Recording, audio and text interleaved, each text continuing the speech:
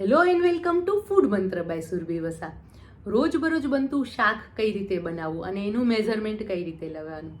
તો મોસ્ટલી કેવું હોય છે કે પર પર્સન તમારે લગભગ 100 ગ્રામ જેટલા શાકની ગણતરી કરવાની. જો કોઈના ઘરમાં શાક વધારે ખવાતું હોય તો 100 થી 150 ગ્રામ ખવાતું હોય છે અને કોઈના ઘરમાં ઓછું ખવાતું હોય તો 80 થી 100 ગ્રામ જેટલું ખવાતું હોય છે. તો એવરેજ તમે 100 ગ્રામ જેટલા શાકની ગણતરી કરી શકો છો.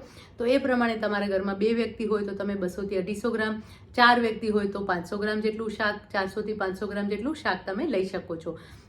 કોઈ પણ શાક હોય, એમાં ભીંડા હોય, ટીંડોળા હોય, ચોળી હોય, ફણસી હોય, ગવાર હોય, કોઈ પણ શાક તમે આ રીતે મેઝરમેન્ટમાં લઈ શકો છો. હવે શાક જ્યારે પણ આપણે બનાવતા હોય ને ત્યારે જે પણ બિગનર્સ છે કે જે લર્નર્સ છે એ લોકો માટે મસાલા કઈ રીતે કરવાના એ ખૂબ જ ડિફિકલ્ટ ટાસ્ક હોય છે કે કેટલા શાકમાં કેટલા મસાલા એડ કરવા. હવે ઘરમાં 2 જણા હોઈએ તો આપણે એવું થાય કે 2 કે 4 જણા હોઈએ તો મસાલા કેટલા પ્રમાણમાં ઉમેરવા જોઈએ. તો જ્યારે તમે ગ્રામ પ્રમાણે એની ગણતરી લેશો ને તો તમે એકદમ પ્રોપર મસાલા કરી શકશો. અને હું એક તમને ટ્રીક બતાવું છું કે જ્યારે પણ તમે મસાલા કરતો કોઈ પણ શાક બનાવતા હો તો મોટા ભાગે કઈ રીતના મેઝરમેન્ટ લેવાનું છે કે હિંગ હોય ને, સૌથી પહેલાં હિંગ છે એ હિંગ તમે 5 ચમચી લો. જો 2 વ્યક્તિ માટે આપણે શાક બનાવતા હોઈએ એટલે કે 250 ગ્રામ આપણે શાક તૈયાર કરતા હોઈએ તો એનું હું તમને મેઝરમેન્ટ આપું છું. તો એના માટે 5 ચમચી હિંગ લેવાની, અડધી ચમચી હળદર લેવાની એટલે કે હિંગ કરતાં હળદર ડબલ, 1 ચમચી લાલ મરચું પાવડર લેવાનું એટલે કે હળદર કરતાં મરચું ડબલ, અને 2 ચમચી ધાણા જીરું પાવડર લેવાનું એટલે કે મરચું કરતાં ધાણા જીરું ડબલ. બસ આ રીતે તમે જો મેઝરમેન્ટ ફોલો કરશો તો તમારું શાક એકદમ પરફેક્ટ તૈયાર થશે. ઘણા લોકોને જો તીખું વધારે ગમતું હોય તો એક ચમચીને બદલે 2 ચમચી લાલ મરચું પાવડર પણ ઉમેરી શકે છે. અને ઘણા લોકોને તીખાશ હજી ઓછી ગમતી હોય તો 1 ચમચી કરતાં થોડું ઓછું પણ મરચું પાવડર લઈ શકે છે. પણ આ મેં બેઝિક મેઝરમેન્ટ આપ્યું છે કે હિંગ 5 ચમચી, હળદર અડધી ચમચી, લાલ મરચું પાવડર 1 ચમચી અને ધાણા જીરું 2 ચમચી.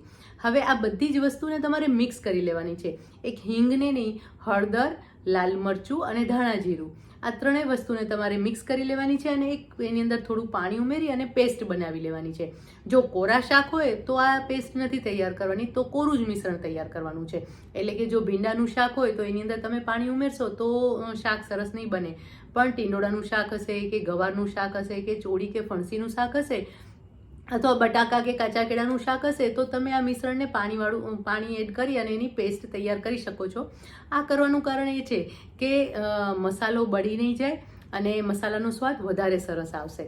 હવે જ્યારે પણ તમે શાકનો વઘાર કરો તો તેલ ગરમ થયું છે કે નહીં એ ખબર નથી પડતી હોતી.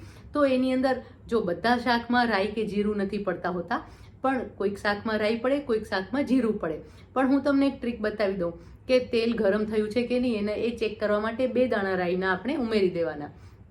ભીંડાના શાકમાં આપણે રાઈ ઉમેરતા હોઈએ છીએ, ટીંડોળાના શાકમાં આપણે રાઈ ઉમેરતા હોઈએ છીએ, ચોળીનું શાક હોય તો એની અંદર થોડા પ્રમાણમાં અજમો ઉમેરતા હોઈએ છીએ, ગવારનું શાક હોય તો એની અંદર પણ અજમો ઉમેરતા હોઈએ છીએ. એટલે આ રીતે બધા શાકમાં અલગ અલગ વસ્તુ ઉમેરાતી હોય છે. તો તમારે 2 દાણા રાઈના ઉમેરી દેવાના. રાઈ ફૂટે એટલે ખબર પડી જાય કે આપણું તેલ એકદમ પ્રોપર તૈયાર થઈ ગયું છે અને વઘાર સરસ તૈયાર થઈ શકશે.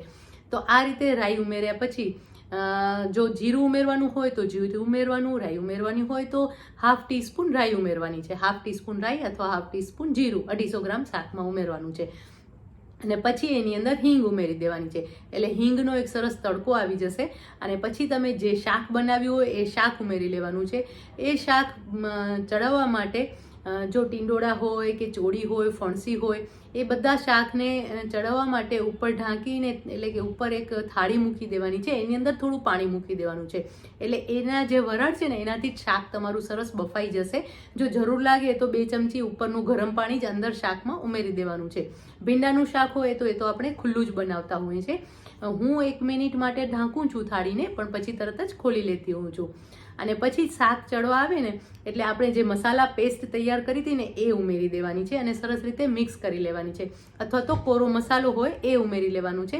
આ રીતે તમે મિક્સ કરશો એટલે શાક તમારું એકદમ પરફેક્ટ મસાલો એકદમ સરસ તૈયાર થઈ જશે અને પછી ઢાંકીને 1 થી 2 મિનિટ માટે કૂક થવા દેવાનું છે. એટલે મસાલો પણ એકદમ સરસ રીતે મિક્સ થઈ જશે અને તમારું શાક તૈયાર થઈ ગયું છે. બસ આ શાક માટેની ટિપ્સ તમે ધ્યાનમાં રાખશો તો કોઈ પણ શાક છે, રોજબરોજ બનતા કોઈ પણ શાક છે, તમે એકદમ પરફેક્ટ તૈયાર કરી શકશો. બસ આવી જ નવી વાતો સાથે ફરી મળતા રહીશું. ત્યાં સુધી બાય બાય.